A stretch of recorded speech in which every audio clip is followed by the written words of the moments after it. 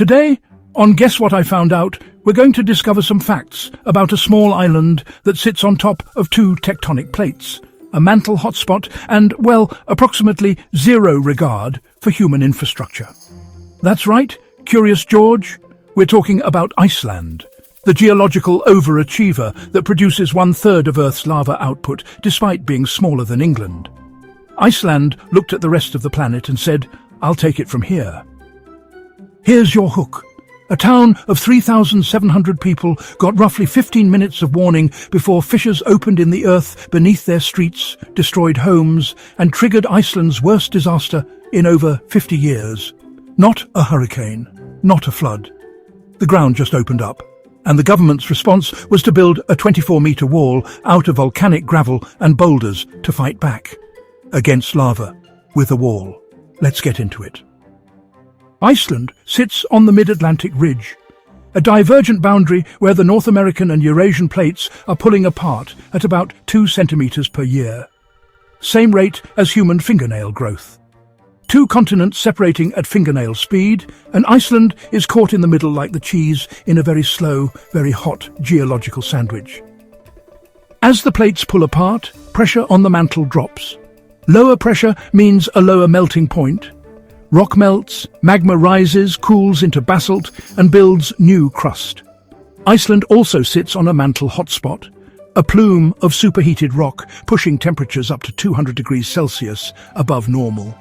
The combination creates crust up to 40 kilometers thick, compared to the typical 7 for oceanic crust, and an island that produces more lava per square kilometer than almost anywhere else on Earth.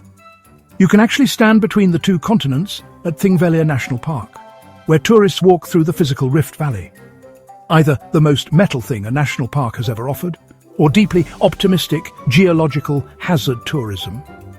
Probably both. If you're finding this as unhinged as we do, Curious George, now is a great time to hit that like button and follow Guess What?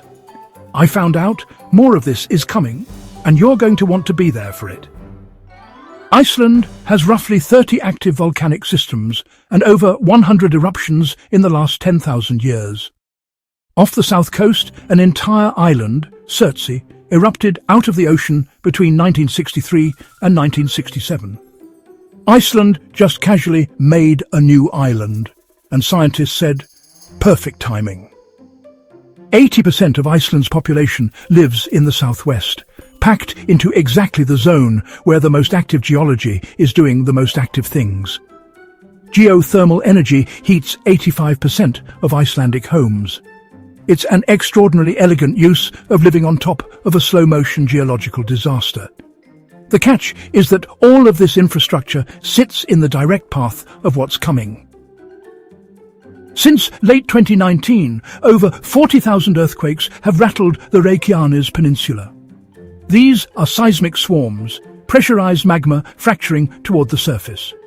In 2021, a fissure erupted near Fagradalsfjall after 800 years of silence. Follow-up eruptions in 2022 and 2023 migrated southwest. Then November 2023 happened. Grindavík evacuated, streets split open, Iceland's worst disaster in over 50 years. Geologists say this is not isolated. It's the beginning of a new rifting cycle that could last 200 to 400 years.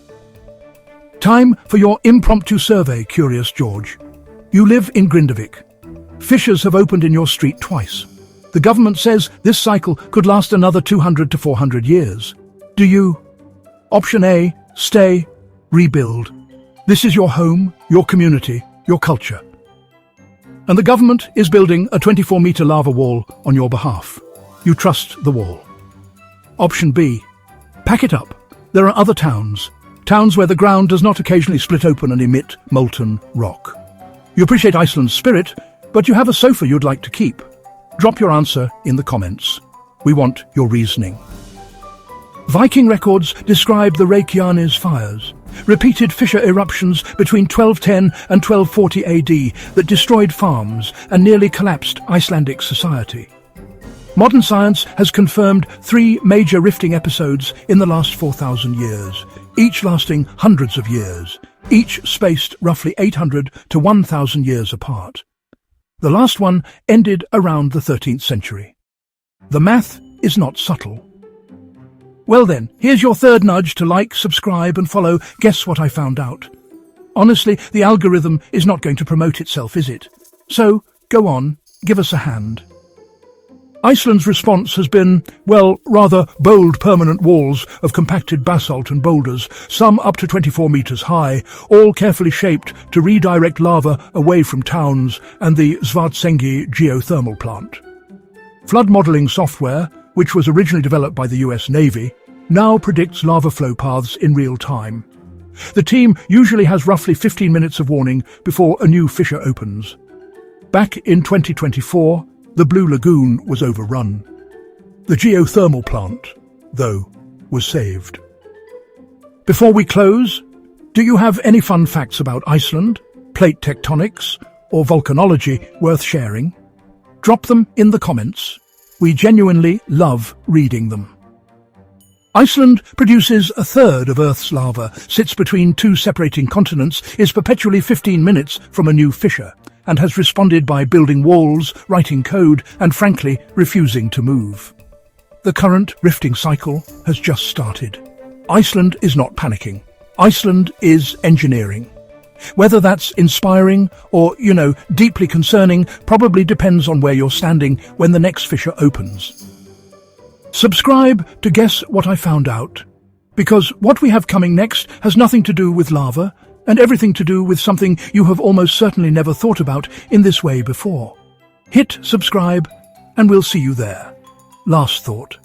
Iceland is proof that humans will build an entire civilization on top of an active geological catastrophe. Name it something that sounds like a cold dessert, and still make it a top 10 tourist destination. Respect.